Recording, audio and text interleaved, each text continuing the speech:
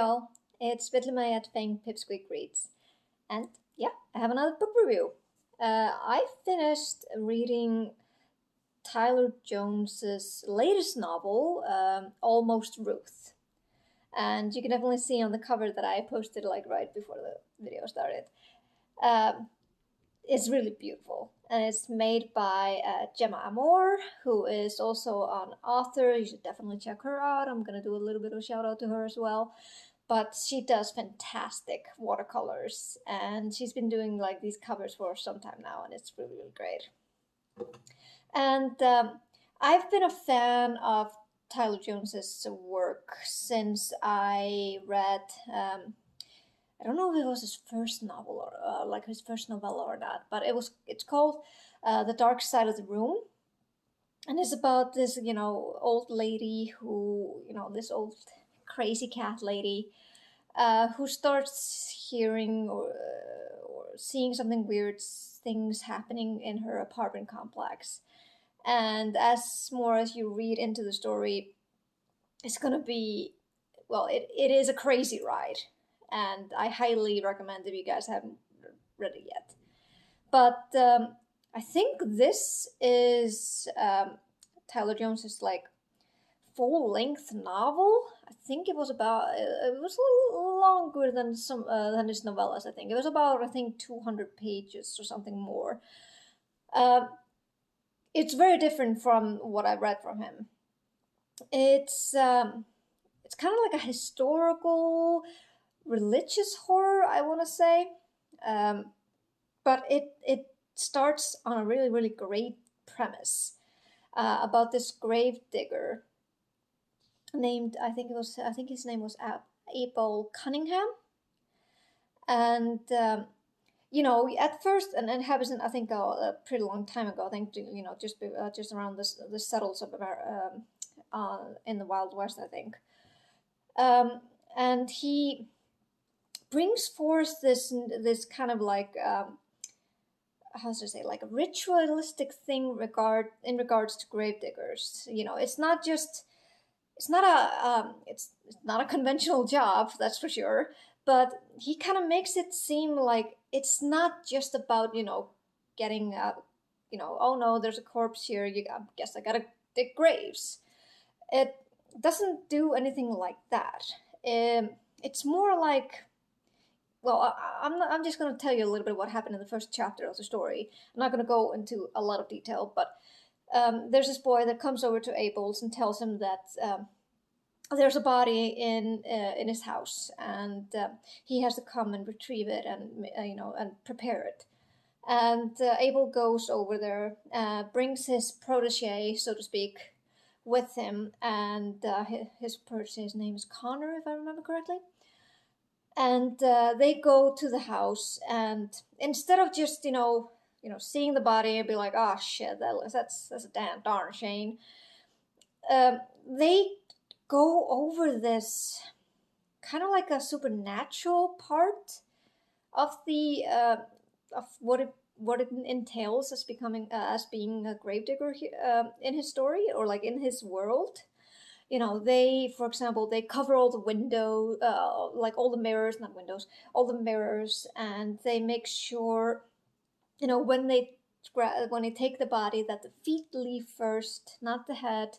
And there's all these kind of like, I wouldn't say rituals, but it's like kind of rules that they have to follow. And I really enjoyed that part. That was really interesting. A lot of, I feel like Tyler put like a lot of thought into making this seem like a really important job in this small town that in which the story happens, and I really really enjoyed it. Um, and so, but that's the thing that I'm actually a little bit disappointed in, because it doesn't really go that much further than that.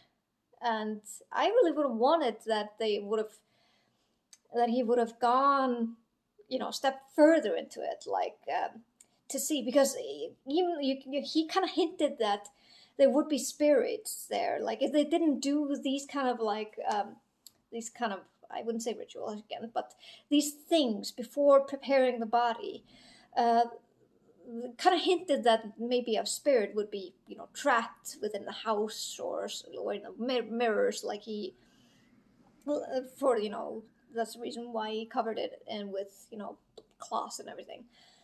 So when I was reading it, I had kind of had the feeling that it would go into this kind of type of story, that it would be like a haunted house story, basically. Like there would be some kind of spirit, and it would haunt him, and especially because it was, the title of the book is called Almost Ruth, and sorry, and Abel's wife is Ruth. So I, you know, not to go into spoilers or anything, but that's basically what I thought.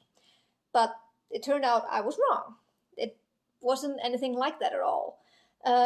Instead, we kind of get like a introduction and kind of like deep thoughts into religion and theology.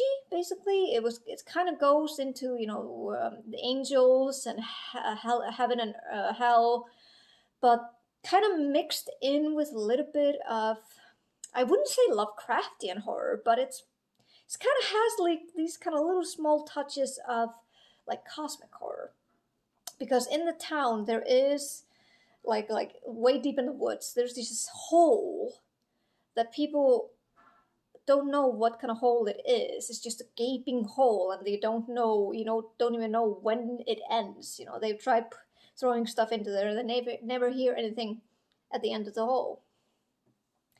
And they they have this kind of belief that they hear voices coming from that hole, and that kind of wraps around on all this mysticism in regards to this small town.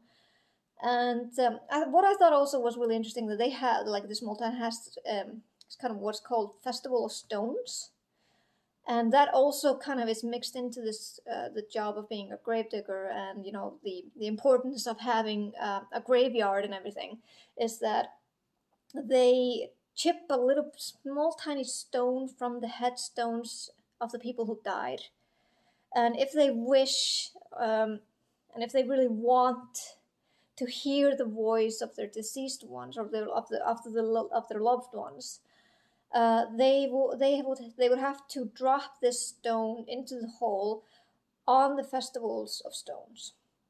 I thought it was really interesting. But again, if you don't, if you don't, how can I say this? If they don't follow the rules, like at the beginning of the story, Abel's is really hammering down that to his protege, that you have to follow the rules, which is ironic because he doesn't. And it really comes to bite him in the ass later on in the story, and it was so tragic. This is one of Tyler Jones' strengths, that he really nails the tragedy of his stories. Like the part, I'm trying not to spoil here, but there is this part in the story that I couldn't read. I had to skip it because I found the grief to be so profound, and it took me to places that I really, really did not want to be, exploring. And I'm sure, if I had read it, I probably would have been impressed, because Tyler's writing is really, really good. But I just couldn't do it. I really couldn't. But I'm sure it was probably really good. But I don't want to be crying too much and going to a really dark place. So, but it might not affect you guys, but it kind of affected me. But I digress. So what else happens in the story? So Abel kind of gets this kind of an odd job from the, I wouldn't want to. I don't know if it's called if they were the founders, but the family, like the rich family in that town, like they live way up in the mountains, like in this like concrete or like a stone fortress or something like that. Um, he's been giving this instructions by the last remaining member of that family, who was apparently is dying, that he is supposed to, do all the grave digging and, do everything as that person. His name is, I think, Mr. Burke. To do everything that he tells him to do without questions asked, and he would get a large sum of money to do that. And Abel, being the only gravedigger in town, he takes the job, and once the time comes, he does it. And all the while, he is still, suffering in his grief, but still, he is it being his obligation as a gravedigger, he has to do it. And then weird things start to happen. Like I said, I don't want to go too much into the story because I really am trying to not to go into spoilers here because that would be sad. But as in that, this is kind of like the third act of the story. It was really, really interesting, and it was at the point where I could not stop turning the pages because I really needed to know what the hell was going on.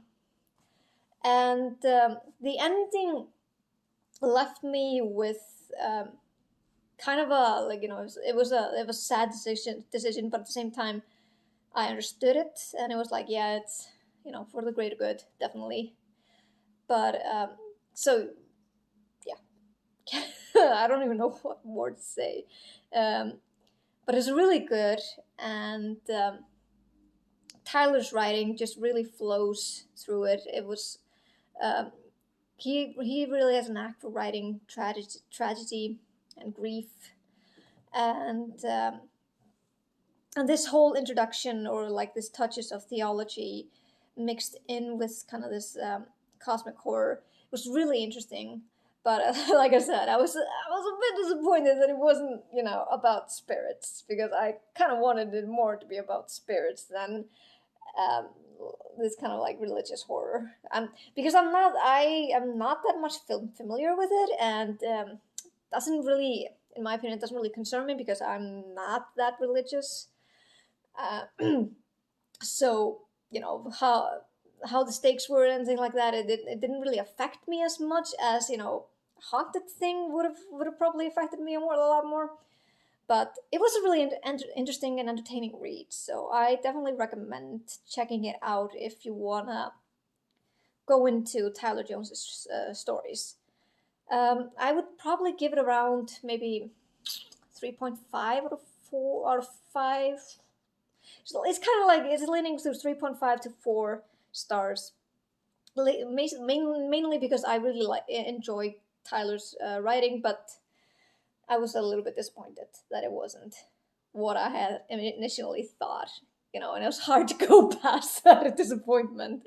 But the third act definitely delivers, and it packs up a punch, and it's I wouldn't say horrifying, but it was haunting, like in a good way. So I would definitely check it out. So yeah, I hope you guys had a good January, and I hope everyone is staying safe. In these uncertain times. And I'll see you guys later. Bye.